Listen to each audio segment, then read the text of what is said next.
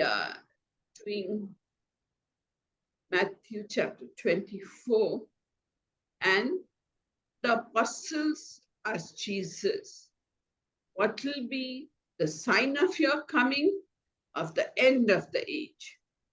మరి మత్తయి సువార్త 24 అధ్యాయం 9వ వచనంలో ఈ విధంగా దేవుని శిష్యులు మరి యేసు ప్రభువు దగ్గరికి వచ్చి ప్రభువా నీవు రెండవ రాకటికి సంకేతాలు ఏమిటి అని ఆయన్ను ప్రశ్నించినారు.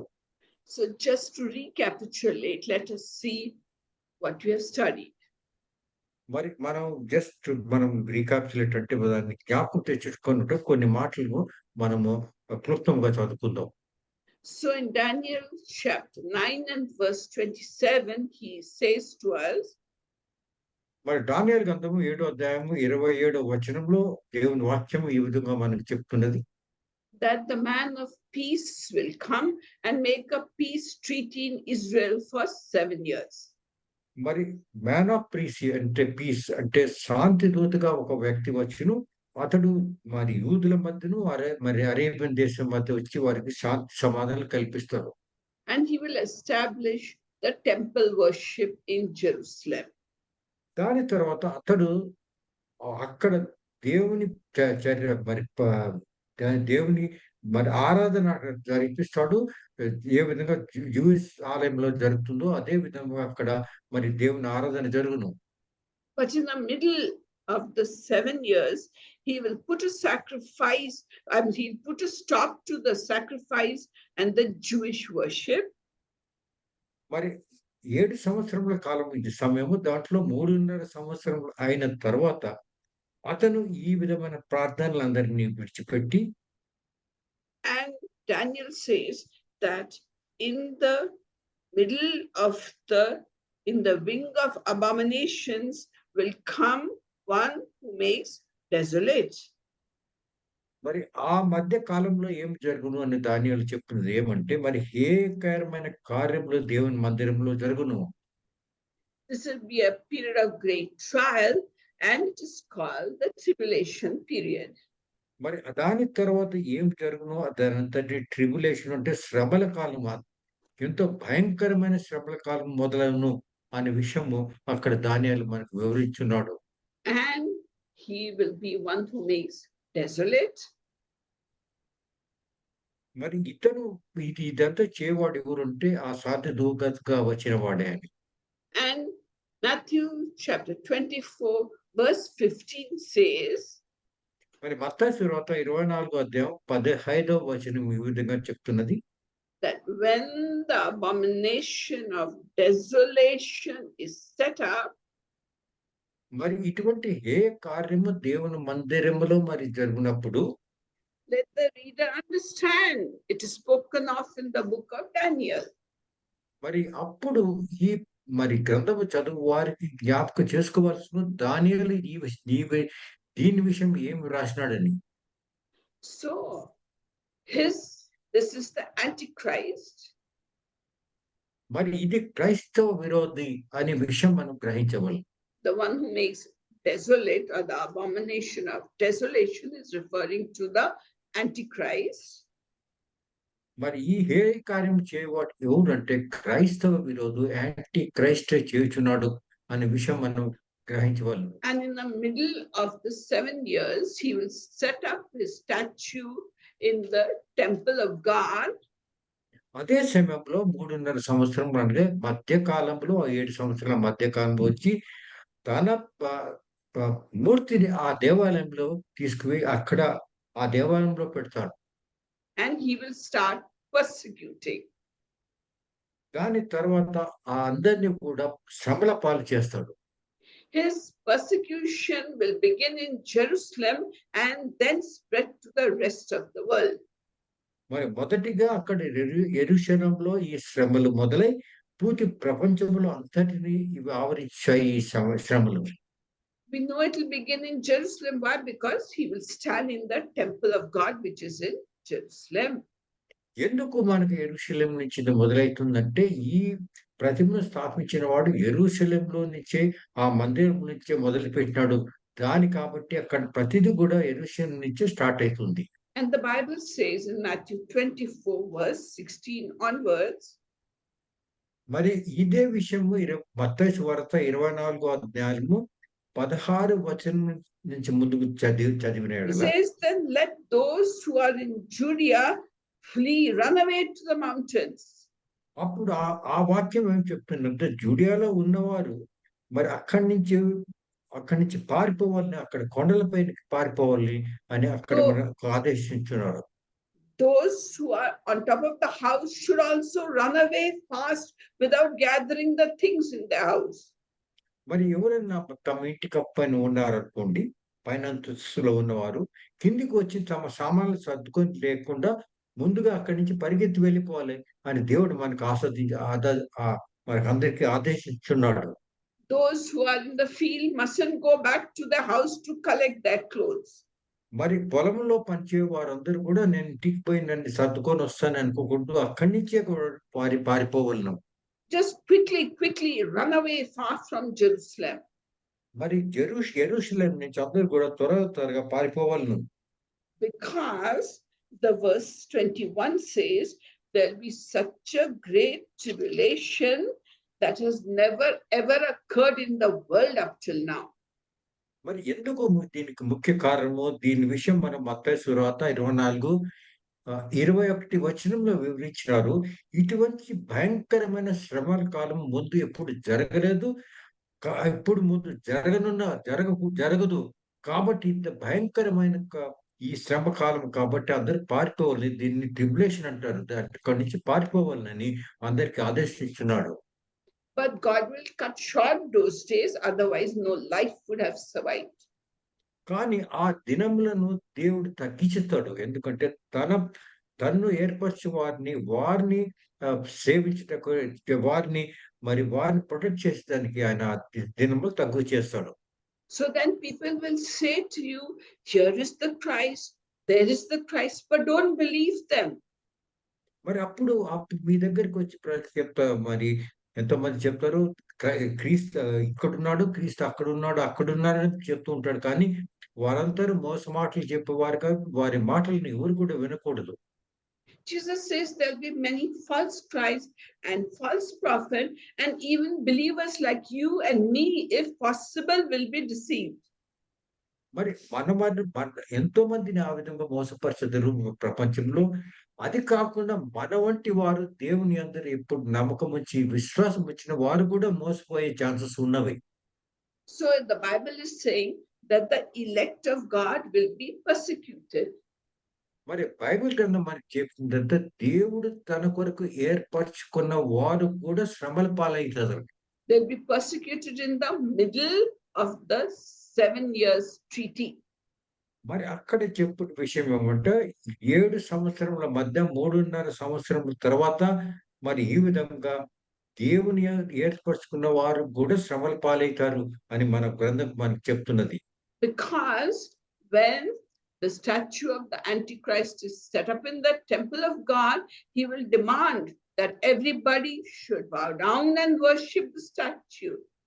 మరి ఎందుకంటే ఆ విధంగా ప్రతిమను అక్కడ ప్రతిష్ఠించినప్పుడు దేవుని మందిరంలో ఆ ప్రతిమకు అందరూ కూడా సాగిలపడి వారందరూ కూడా ఆ ప్రతిమకు మోకరించి ప్రార్థన చేయాలని ఆదేశం దొరుకుతుంది కాబట్టి దాని కారణంగా ఈ విధంగా శ్రమల పాలవుతారు. And if they don't worship the statue, they will be beheaded, just like in the time of Daniel. మరి దానియేలు సమయంలో ఏ విధంగా మరి అందరికి తలతో కోసి మరి అందరికి చంపినారు. అదే విధంగా ఎవరు ఈ ప్రతిమను సాగిలమని మరి ప్రార్థించిన యెడల వారందరికీ కూడా అదే విధంగా వారి తలను నరికి వేస్తారు. And you and myself will be there to see it. And if we don't bow down to the statue or receive his mark on our forehead or on our right hand, we will be beheaded and killed. అదే విధంగా మీరు చూసినట్టయితే ఈ మన నుదురు పైన anti Christ అనగా మరి క్రీస్తు అబద్ధ క్రీస్తు యొక్క నంబరు మన నుదుటి పైన మన చేతి పైన రాసి ఉండవలన. ఒకవేళ అది రాసిన యెడల వారికి కూడా తల నరికి చంపుతారు. But this persecution God will not allow to continue endlessly. Before it gets too much for us, he is going to rapture us. మరి ఈ విధమైన మరి సోదరులు మరి ఈ విధమైన మనకు శ్రమలు ఎంతో భయంకరమైన శ్రమల పాలు జరిగేది ఎల్లప్పుడూ కాదు. అది దేవుడు మన కొరకు మధ్యలో దాన్ని తగ్గించింది. అప్పుడేమైతుందంటే, అప్పుడు దేవుని రెండో రాకడ వస్తుంది. అప్పుడు మనం దేవునితో మరి రాప్చర్ అంటారు. మనమందరం దేవునితో యేసు ప్రభుతో కలిసి వెళ్తాం. The persecution will be cut short by the end of the age or the day of the Lord. మరి ఎప్పుడు ఇది జరుగుతుందంటే, డే ఆఫ్ ది లార్డ్ యేసు ప్రభు వచ్చే రెండో రాకడ సమయంలో ఇది జరుగుతుంది. దీన్ని తగ్గుతుంది అనే విషయం మనం గుర్తించవలెను. That is why in Matthew chapter 24, verse 3, the disciples are asking Jesus, అదే దాని కారణంగాన మత్తయి సువార్త 24 అధ్యాయం 3వ వచనములో యేసు ప్రభు శిష్యులు మరి యేసు ప్రభుని ఈ విధంగా ప్రశ్నించినారు. they're asking him, what will be the sign of your coming and the end of the age? మరి అప్పుడు వారు దేవుని యేసు ప్రభుని ప్రశ్నించున్నారు. ప్రభా మీరు వచ్చేదానికి ఈ విధంగా రెండోసారి దానికి సంకేతాలు ఏమిటి మాకు చెప్పండి అని యేసు ప్రభుని అడిగినట్టుగా మనం చూస్తున్నాం. So today we will see the signs of the end of the age. మరి ఇప్పుడు ఈ సాయంకాల సమయంలో ఆ సంకేతాలు ఏమిటి రెండో రాకడవి అని దాని విషయం మనం డీటెయిల్ గా చదువుతాం. So all this persecution God is not going to do on us. Please get that clear. God loves us and he's not going to persecute us. మరి ముఖ్యంగా మనం గుర్తించవలసిన విషయం ఏమిటంటే ఇది దేవుడు మన పైన చేసిన అత్యాచారం కాదు ఈ విధంగా మన శ్రమల పాలు చేసేది. So who is persecuting? It's the Antichrist. He's persecuting. And for a short while, God will cut it short by the end of the age. మరి ఎవరు చేస్తున్నారు అంటే మరి ఈ క్రైస్తు అపవాది యాంటీ క్రైస్ట్ చేస్తుంటాడు. దానిని దేవుడు మరి మధ్యలో నిలిపివేస్తాడు అనే విషయాన్ని మనం గమనించాలి. God has promised to give us a sign. దాని కొరకే దేవుడు మనకు సంకేతం ఇచ్చేది. So in Joel and chapter 2 and verse 31, మరి యావేలు గ్రంథము 2వ అధ్యాయము 31వ వచనం ఈ విధంగా వ్రాసి ఉన్నది. Joel says యావేలు ఈ విధంగా అంటాడు, that before that great and dreadful day of the Lord comes, మరి భయంకరమైన దేవునికి దినం వచ్చే సమయంలో the sun will be turned into darkness. మరి అటువంటి సమయంలో మరి సూర్యుడు తన కాంతిని విడిచిపోయి మరి అతని కాంతి తక్కువైపోయి మసిమాయిపోతాడు. And the moon into blood red before the day of the Lord comes. మరి చంద్రుడు వచ్చి ఒక రక్తము వలె ఎర్రబడును. And so in Matthew 24 and verse 3, Christ is referring to this as the end of the age. మరి 24 అధ్యాయము మత్తయి సువార్త 24 అధ్యాయం 3వ వచనములో మరి యేసు ప్రభు చెప్పు సంకేతం ఇదే అని మనమంతా గ్రహించవలెను. And in Matthew chapter 24 and verse 29, మరి మత్తయి సువార్త 24 అధ్యాయము 29 వచనం ఈ విధంగా చెప్తున్నది. Christ says, యేసు ప్రభు ఈ విధంగా మనకు చెప్తున్నాడు. immediately after the tribulation of those days, ఈ విధముగా మరి శ్రమల పైన కాలము అయిన తర్వాత the sun will be darkened, మరి పూర్తి సూర్యుడంతా కూడా మరి మసిగా మారిపోతాడు. మరి పూర్తిగా కాంతి హీనుడైపోతాడు. and the moon will not give its light, మరి చంద్రుడు తన కాంతిని కూడా ఇవ్వడు. and the stars will fall from the sky. Please repeat. The stars will fall from the sky. మరి ఆకాశం నుంచి మరి స్టార్స్ అనగా నక్షత్రాల కిందికి రాలిపోను. And the heavenly bodies will be shaken. మరి పూర్తిగా పరలోకంలో ప్రతిది కూడా పూర్తిగా కదిలిపోవును. Also in Isaiah chapter 13 and verse 10 and 11, మరి యెషయా గ్రంథము 13వ అధ్యాయము 10, 11 వచనం ఈ విధంగా చెప్తున్నది. Isaiah is saying, యెషయా ఈ విధంగా మనకు ఆదేశించున్నాడు. he says, the stars of heaven and the constellation will not show their light. ఇక్కడ యెషయా చెప్పుదేమంటే పూర్తిగా మరి ఆకాశంలో ఉన్న నక్షత్రాలు, నక్షత్ర గ్రహాలు గూడా ఏ విధమైన కాంతి ఇవ్వవు అని ఇక్కడ వ్రాసి ఉన్నది. The rising sun will be darkened. అదే విధంగా సూర్యుడు కూడా తన కాంతి తగ్గిపోతుంది. And the moon will not give its light. అదే విధంగా ఆ చంద్రుడు కూడా తన కాంతి ఇవ్వడు. God says, I will punish the world for its evil. ఈ విధంగా నేను పూర్తి ప్రపంచం పైన నేను తీర్పు చేసి వారి పైన నేను శిక్షణ విధించుతాను అని ప్రభు మనకు ఆదేశించున్నాడు. And the wicked for their sins. మరి చెడ్డవారు పాపం చేయ వారికి కూడా నేను తీర్పునిచ్చి వారికి శిక్షించదను. Now, many people are saying, what is this you Christians are talking? ఇప్పుడు ఎంతో మంది మనకు అడుగుతుంటారు, ఏమి క్రైస్తవులు ఈ విధంగా మాట్లాడుతుంటారని. So many times eclipse has happened to the sun and it has become dark, but Christ didn't come. మరి ఎన్నోసార్లు ఈ సూర్యగ్రహణం జరిగినవి, మరి సూర్యుని కాంతి తగ్గిపోయింది కానీ క్రీస్తు రాలేదే. And so many times eclipse has happened to the moon and it has become blood red. మరి ఆ విధంగా చంద్రుడు కూడా ఎక్లిప్స్ ద్వారా మరి ఎన్నో సార్లు మరి తన కాంతి రహితుడు అయినాడు. కానీ అప్పుడు And రాలేదే Jesus, Yesu Prabhu. and Jesus has not come. మరి యేసు ప్రభు రాలేదే. But you see, it will not be just an eclipse. The whole skies, the stars will be shaken. It's not going to be just an eclipse. It's going to be like it happened in the time of Moses in Exodus and chapter 10. మరి మీరు చూసినట్టయితే ఇది ఒక విధమైన ఒక చిన్న eclipse లేకుంటే గ్రహణమైనట్టే ఈ విషయాలు అయ్యేది కాదు. ఏ విధంగా మోషే చెప్పినాడో మరి ఎక్సోడస్‌లో ఏ విధంగా చెప్పినాడో పూర్తిగా మరి ఆకాశం నుంచి నక్షత్రాలన్నీ కిందికి రాలిపోవుడు కూడా అటువంటి సమయంలో జరిగే విషయం కానీ, ఎక్కడో ఒక గ్రహణం జరిగితే ఈ విధంగా జరగదు అనే విషయం మనం గ్రహించగలం. So in Exodus chapter 10 and verse 21 to 23, exodus గ్రంథము 10వ అధ్యాయము 27వ వచనం ఈ విధంగా చెప్తున్నది. God told Moses, now stretch out your hand. అప్పుడు ప్రభు ఆదేశిస్తున్నాడు, మీరందరూ కూడా మిమ్మల్ని మీరు ప్రొటెక్ట్ చేసుకోండి. Stretch your hand towards the sky. మీరందరూ కూడా మీ చూపులను మరి మరి ఆకాశం పచ్చి తెచ్చి చూడండి. And darkness will spread all over Egypt. మరి పూర్తి ప్రదేశాల్లో కూడా మరి ప్రతి ప్రదేశంలో కూడా కాంతిహీనమై మరి పూర్తిగా అక్కడ అంధకారం వస్తుంది.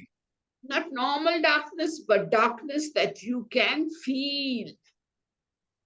మరి అటువంటి మరి ఏ విధమైన అంధకారం అంటే అదందరూ కూడా నార్మల్‌గా మనం చూసే అంధకారం కాదండి. అంధకారం మనం చూసినప్పుడు మనకి ఒక భావన కలిగిస్తుంది మనకి. So Moses spread his rod towards the sky and darkness covered the whole land of Egypt. Nobody could see each other and they could feel the darkness for 3 days and nights. మీరు చూసినట్టయితే ఏ విధంగా మోషే మరి ఐగుప్తు దేశంలో అటువంటి అంధకారం వచ్చినప్పుడు ఏ విధమైన అంధకారం వచ్చిందో ఎవరు కూడా అది వేరేగా వారు గమనించారు. అది వేరే విధమైన అంధకారంతో మనకు పూర్తిగా కమ్మినది అనే విషయం వారు ఏ విధంగా గ్రహించినారో మనం కూడా అటువంటి కాలంలో అంధకారంగా మనం గ్రహించగలం. So that kind of darkness is going to happen in the world before Christ comes, not just a small eclipse which lasts for a few hours. ఇందుకు ముఖ్యంగా గ్రహించవలసిన విషయం ఏమంటే ఎక్కడో ఒక ఎక్లిప్స్ మరి ఇటువంటి జరుగుతూ ఉంటే అది యేసుప్రభు రెండవ రాకడని అనుకోకూడదు.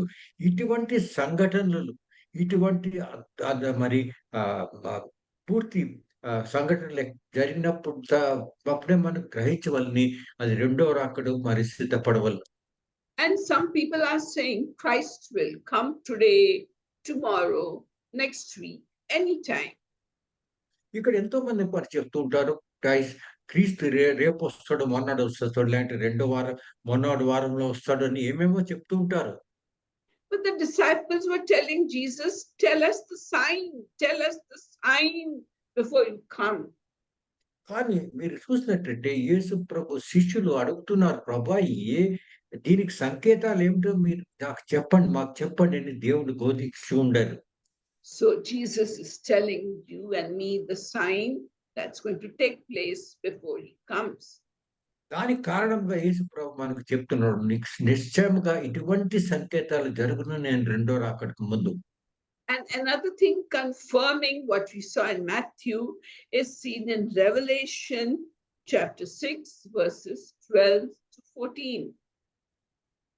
మరి ఇదే విషయము ప్రకటన గ్రంథము 6వ అధ్యాయము 12-14 వచనంలో కూడా వ్రాసి ఉన్నది. It says in the book of Revelation, మరి ప్రకటన గ్రంథంలో ఈ విధంగా మనకు చెప్తున్నవి. It says in verse 12 that there was a great earthquake. మరి ఇక్కడ చూసినట్లయితే 12వ వచనము, రెవల్యూషన్ అంటే ప్రకటన గ్రంథము 6వ అధ్యాయము 12వ వచనం విధంగా ఒక పెద్ద భూకంపం జరిగినది అని అక్కడ వ్రాసి ఉన్నది. And the sun became dark like sackcloth. మరి సూర్యుడు ఒకటి ఎంత కాంతి రహితుడైనట్టే, అదొక మట్టి గుడ్డ ఎంత కాంతి రహితంగా ఉంటుందో అటువంటి కాంతి రహితమైన సూర్యుడిగా అప్పుడు చూపించినట్టుగా వాళ్ళు వ్రాసి ఉన్నారు. And the moon became like blood. మరి చంద్రుడు వచ్చి రక్తము వల్ల తెరగా అయినాడు. And verse 13 of chapter 6 of Revelation says, మరి 6వ అధ్యాయము 13వ అధ్యాయం ప్రకటన గ్రంథం ఈ విధంగా 6వ అధ్యాయం 13వ వచనం ఈ విధంగా చెప్తున్నది. It says, and the stars of the sky fell to the earth. మరి మరి ఆకాశంలో ఉన్న నక్షత్రాలు మరి భూమి పైన మరి కింద పడినవి అని వ్రాసి ఉన్నది. Just like you shake a fig tree and the figs fall down, like that the stars will fall down. మరి ఏ విధంగా మనం ఫిగ్ ట్రీ అంజూరపు వృక్షం మనం కదిలించినట్ల అక్కడ దాంట్లో ఉన్న అంజూర పండులు కింద పడినవో అదే విధముగా ఆకాశం నుంచి మరి నక్షత్రాలు కింద పడినవి. And verse 14 says, మరి 14వ వచనం ఈ విధంగా చెప్తున్నది. And the sky was split apart.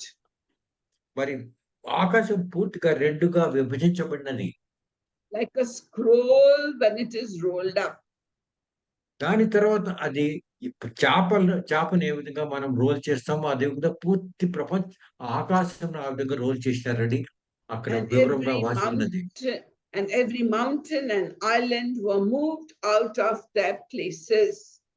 మరి ఎక్కడున్న పర్వతాలు గాని లోయలు గాని వాటి ఉన్న ప్రదేశాల నుంచి వేరే ప్రదేశాలకు వెళ్ళిపోయిన వాటిని షిఫ్ట్ చేసినట్టుగా చూస్తున్నాం. So has this ever happened on the earth before? ముందు ఎప్పుడు ఇటువంటి సంఘటన ప్రపంచ చరిత్రలో జరిగినదా? Has the eclipse of the sun and the moon, has it been followed by the stars falling and the sky split apart? Has this ever happened before? Eclipse ఇటువంటి జరిగినప్పుడు ఇటువంటి సంఘటనలు జరిగినాయా? ఎప్పుడు మేము చూసినామా? It has never happened before. ఎప్పుడు కూడా ఇటువంటి విషయాలు జరగలేదు. So tell the people who are telling you the eclipse made sun dark and the eclipse made red, why Christ has not come. Tell us, you can tell them this. ఎవరైనా మిమ్మల్ని ప్రశ్నించినప్పుడు మీరు క్రైస్తవులు కదా, మీరు అంటున్నప్పుడు ఈ విధంగా ఎక్లిప్స్ అయినప్పుడు రెండో రాకడు యేసు ప్రభు వస్తున్నాడు అది జరగలేదే అని అడిగినప్పుడు మీరు వారికి ఈ విధంగా జవాబు చెప్పవలసిన అవసరం ఉంటుంది. You can tell them eclipse is not the sign. The darkness will be continuous till you can feel it, and the moon will appear red, and the stars will fall down, and the sky will be rolled up like a scroll. When that happens, then Christ will come. అప్పుడు మీరు వారికి చెప్పవలసిన విషయం ఏమంటే, చిన్న eclipse ఎప్పుడో అయిందంటే అక్కడ దేవుడు అప్పుడు యేసు ప్రభు రెండో రాక అనుకోకూడదు. కానీ ఈ విధంగా సంకేతాలు చెప్పినట్టు మొదటిది ఏమిటంటే ఎంతో అంధకారముతో పూర్తి ప్రపంచంలో మరి ఆవరిస్తున్నది. ఆ అంధకారం ఎటువంటిదంటే మీలో అది మీకే తెలుస్తుంది. ఇది వేరే విధమైన అంధకారమని. మరి దాని తర్వాత ఆకాశం నుంచి నక్షత్రాలు కింద పడతాయి. ఇటువంటి విషయాలన్నీ మీరు చెప్పాలి. అప్పుడే రెండో రాకడ జరుగుతుంది అనే విషయం అడిగిన వారికి మీరు జవాబు ఇవ్వవలసిన అవసరం ఉన్నది. So when you put together Joel 2:31 ఈ విధంగా మీరు యావేలు గ్రంథము 2 అధ్యాయం 31 వచనమును మరి and Matthew chapter 24 మత్తయి సువార్త 24 అధ్యాయంలో ఇచ్చిన and, సంకేతాలు and Revelation chapter 6, మరి ప్రకటన గ్రంథము 6 అధ్యాయము వీటినన్నిటిని కలిపినాడలా we know that all the natural lights of heaven will not be there. మరి స్వస్థంగా న్యాచురల్‌గా వచ్చే వెలుగు వచ్చి ప్రతి ప్రతి నక్షత్రం గాని, మరి వెలుగునిచ్చేది ఏమనేది కూడా అక్కడ ఉండదు అనే విషయం మొదటిగా మనకు కనపడుతుంది.